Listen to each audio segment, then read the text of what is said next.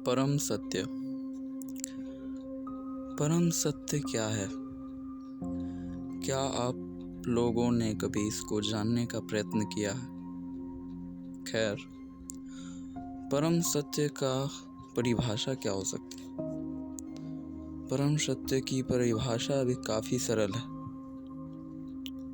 इसकी परिभाषा हम लोग दे सकते हैं, वह सत्य जिसे जानता हर कोई है पर मानने को तैयार नहीं। उदाहरण के लिए मृत्यु, जो कि सबसे बड़ा परम सत्य है। इसका होना तय है, पर इसे मानने से इनकार अत्यधिक लोगों ने किया। परंतु इस सत्य का होना ब्रह्मांड में होने वाली उन सारी घटनाओं का संग्रह है, जिसे रोकने का प्रयत्न तो हर कोई करता है पर उसे रोक नहीं पाता।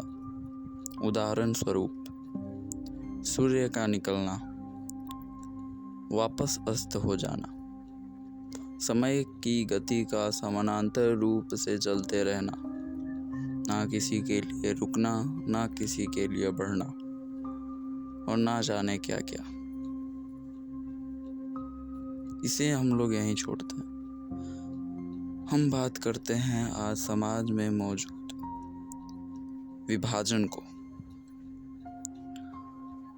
काफी लोगों के द्वारा मैंने सुना है कि वैदिक काल में ब्राह्मणों ने समाज का विभाजन किया, जो कि समाज में असमानता को जन्म देता है। परंतु यह सत्य नहीं है।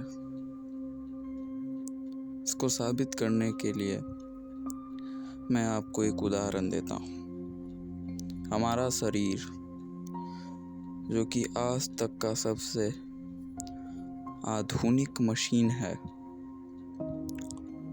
इसमें भी अनेक विभाजन है। हमारे सोचने की क्षमता के लिए कुछ और, किसी भी कार्य को करने के लिए कुछ और, किसी भी वस्तु को पकड़ने के लिए कुछ और बहुत सारे। और इन असमानताओं को असमानता नहीं, विभाजन कहते हैं। इस बात को आगे बढ़ाते हुए मैं ये बोलना चाहूँगा कि हमारे शरीर में जिस प्रकार हमारे शरीर के अंगों का विभाजन हुआ है ताकि हम अपने कार्य को कुशलता के साथ और आसानी के साथ पूरा कर सकें, उसी प्रकार हमारे समाज में भी विभाजन हमारे सामाजिक कार्य को आसान बनाने और इसको सरलता से करने के लिए किया गया था। परंतु आधुनिक युग के आगमन के पश्चात ही लोगों ने उस विभाजन को परिवर्तित कर बिल्कुल अलग स्वरूप दे दिया, जिसके अंतर्गत लोग एक दूसरे से जुड़े हुए नहीं बल्कि बिल्कुल अलग मानते हैं। और इस बंटवारे, इस असमानता को